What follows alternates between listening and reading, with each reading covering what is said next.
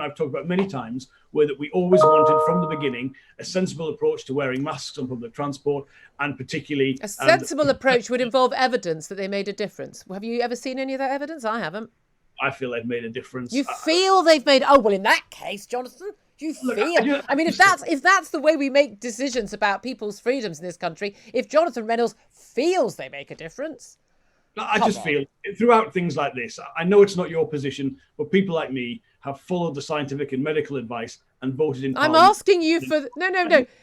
Someone saying you should do this is not the same as them producing evidence for that. How it affects my breathing and the transmission of material from mouth. Of course it's had an effect. So look, what do you mean, of course it's had an effect? Numerous scientific studies have been done, and none of them have shown any significant effect, if any at all. Well, I feel it's been of benefit. You feel.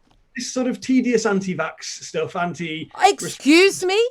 Excuse me, Jonathan Reynolds. How dare you? How dare you? I am so fed up, and so are my listeners. I'm asking you to produce the scientific basis for you claiming that you feel a policy works when it's a massive infringement of our civil liberties. And you've just basically accused me of being anti-vax. I am double vaccinated. I have always encouraged people to get the vaccination. That is an outrageous thing to say. I am so fed up of that. That conversation about restrictions, which we've had many times, you can only follow the scientific and medical advice and act in the national interest. And yes, I do feel the mask mandates have made a difference, and they were a sensible thing, an easy, relatively low-cost thing. They're not low-cost.